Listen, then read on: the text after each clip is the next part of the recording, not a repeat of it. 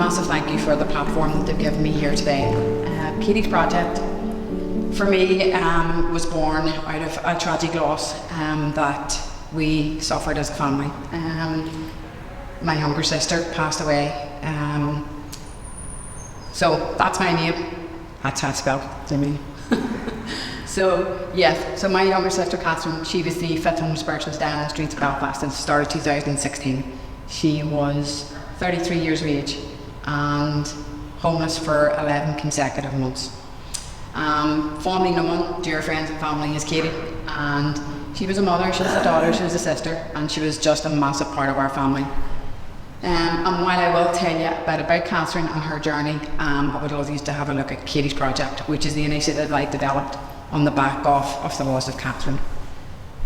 Okay, so for me, what is the mission? So behaviours, the language, trauma, poor mental health. Our young people will show us, before they'll tell us that they are in distress. It's very evident in today's society. So my goal is, firstly and foremost, is always going to be that early intervention into youth mental health. For me, that is key. That is key in preventing what happens down the line. It's key for stopping our kids falling into the street. And secondly is to become another trusted adult in our young people's lives. So what are the objectives to the actual initiative? So the first objective is to create a safe space for them. You would hope that every child in our country would live in a safe space, but that's not always the case. And the second part of it is then to build trust with them, to help them understand, there are people that you can trust, and to have faith in that trust. And the third objective for me is to remove the stigma. We all talk about this, we all know about this, and people say it constantly, but let's remove the stigma. So this is what the objectives of the actual initiative are all about. So, who is Katie? I call her Catherine, but everybody else referred to her as Katie. So this is Katie, okay? So I took this picture of Catherine on her 30th birthday. Catherine was a massive part of our life. She was the baby of our family, and she was my daddy's blue-eyed girl. Wherever he was, she was. Nowhere else would she have ever been. And she had the biggest heart. She was just the most beautiful child, and just loved by so many people. So we had a sequence of events that led to Catherine passed away. In 1987, Catherine was age 15. She was in 4th year of school, and she came through nursery right up until 4th year. And there was a group of friends. There was about 5 or 6 of them. In 4th year, one of these friends of this little group, she passed away, and she passed away from natural causes. There was nothing sinister in that wee child's death. And then all of a sudden, this massive change started to happen in Catherine. And over the coming sort of months, we had started to witness all of these really unusual behaviours in Catherine. It was really, really strange. Did we understand what those sort of different reactions in her were at that time? No. We're talking 25 years ago, but we just knew there was something not right. Something just wasn't sitting right with us as a family. So these behaviours continued in Catherine for a long, long time. And then she brought her son into the world in 2005. So when she was expecting McCallum, she settled herself down. Naturally, she looked after herself. Everything was fantastic. She just basically sort of stayed at home and didn't really bother with anybody, didn't really get into any sort of mischief or bother or trouble. And then she brought him into the world. And he was the most gorgeous, gorgeous gift that we had ever encountered. But the problem with Catherine was, Catherine didn't know how to manage or look after herself. She was never going to be able to manage or look after a child. She didn't understand herself. She didn't understand what was going on in her head. She was lost. But thankfully, she was still living at home with my mum and dad. The rest of us were all up and away and married. So my mum and dad nearly became that set of parents for that child and her. And going back to what I said earlier, she was my daddy's blue-eyed girl. She really, really was. And then in 2008, my daddy passed away. And that was a massive, that had a massive impact on all of our lives, but primarily Catherine. My daddy passed away of lung cancer, and he passed away at home, and Catherine found daddy. So here she is at home with this child, not able to manage herself or her thoughts or her mental health. And then the one person she adored and looked up to now go. So she's at home, which is now becoming the main care for my mummy and this child. And then in 2009, my mummy passes away. So we now have the death of her best friend. We now have the death of my daddy. We now have the death of my mummy, all within a very short space of time. So we now have a knock-on effect. We just have a constant. All of these tragic events are all now compounding the already massive issue in Catherine's life. So in 2009, yeah, that was basically self-destruct at that point. Okay? So all of these behaviours that she had been showing after the death of her friend was very evident, but it was tenfold now. She had always abused drugs, she had always abused drink. But this was just another level like you'd never seen before. She literally just went off the scales. And very tough for me to say, but I will openly admit it today, that it was me who called social services. It was me who had her child removed from her care. And if anybody were to ask me the question right now here, would you do that again? 100% I would do that again. Because ultimately, he needed protected. She would never have willingly hurt that child, but she wasn't able to look after him. She couldn't do it when she was sober. She certainly wasn't going to be able to do it whenever she was under the influence of alcohol and drugs. So that was a tough time. So, self-destruct button, March 2009. And that went on for about 3 or 4 years, and it was just chaos. That chaotic lifestyle of abusing alcohol, abusing drugs, just causing havoc, sporadically, living on the streets, off the streets, in the accommodation, the usual cycle that happens. And then, in 2011, she was diagnosed with this wonderful diagnosis. And in my personal opinion, that should have been diagnosed in 1987, not 2011.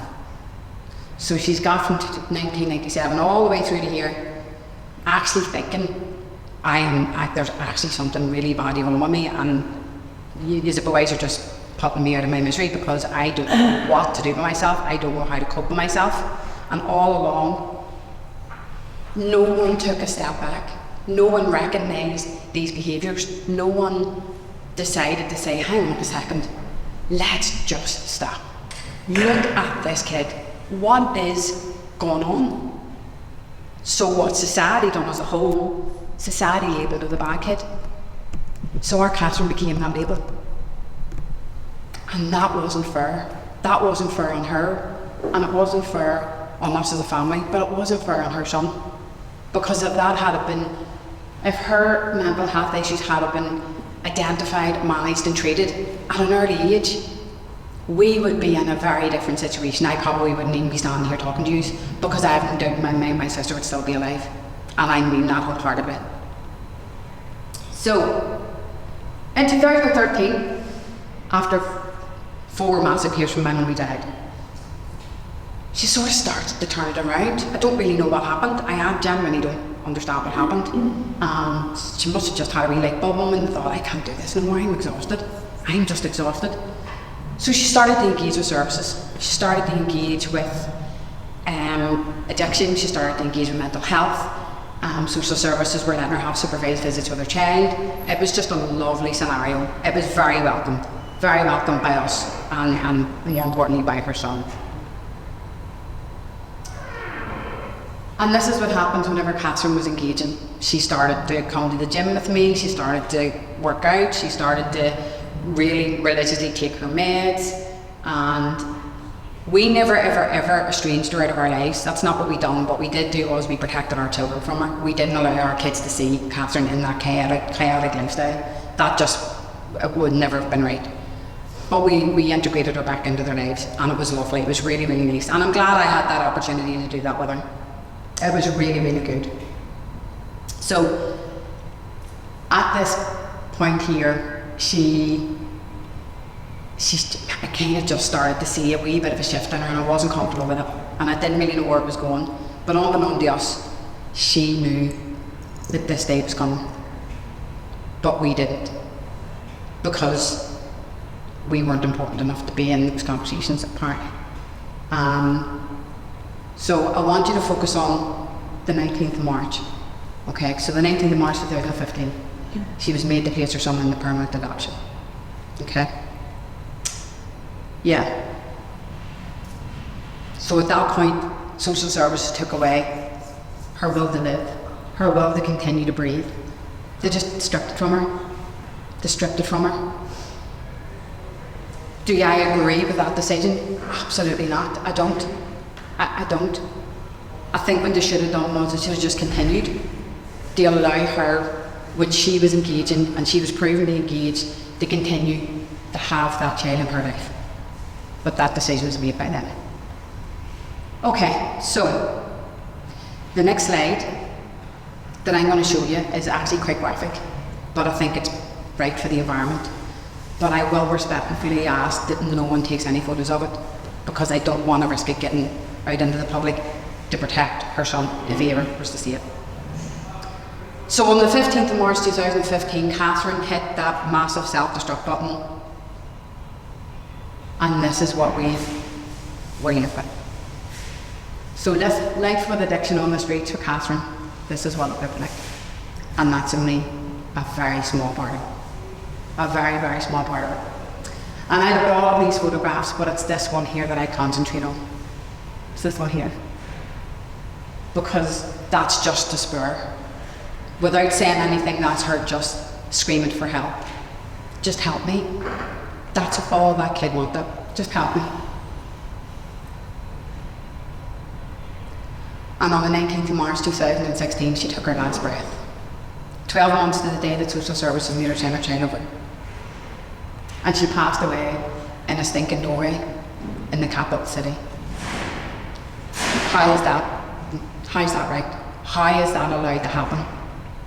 And more so, it happens far more now than it ever did then. So nothing has changed. Nothing has changed. The year she died, Stormont collapsed.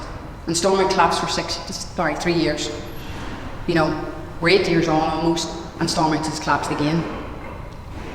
That's just a farce. So, in the school environment, because I do this in our post-primary schools in Northern Ireland, this is where it ends. I don't show that graphic slide, but this is where it ends here.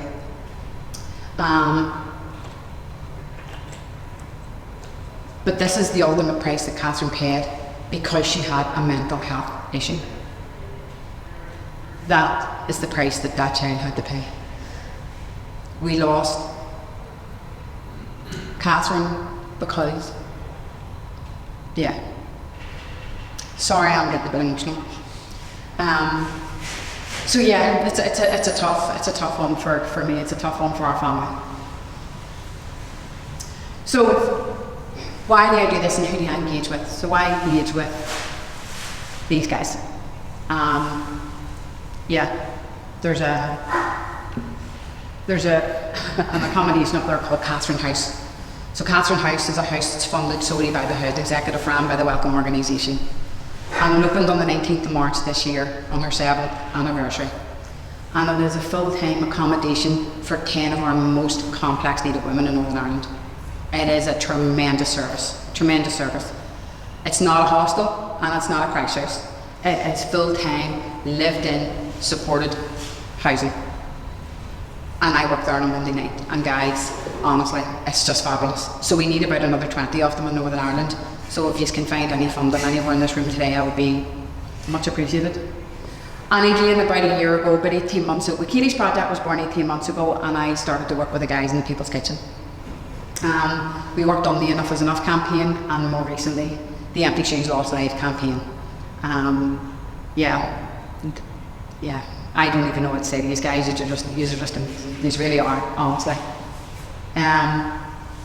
Oh, I'm gonna cheat. So, one last thing. People will always ask me, this question: where do you get the strength from to do what you do and to have done what you have done? So today is obviously about the reality of addiction, but it's also about recovery, it's also about hope. Now, you're a captive audience because I've never shared this with anybody before, only my family know this. So, first and foremost, that strength comes from, I never ever ever want another family to go through what we went through. I never want another child in our society to have to be left to the wolves like I believe she was. I don't want that to happen ever again. So I want to be that positive influence in our young people's lives. But secondly, and I suppose more importantly, I want to be part of something that mitigates that part of a young person's life, that they don't have to go down that road. They don't need to go down that road. There are services, there is help. I never give up hope on Catherine, and I certainly didn't give up hope.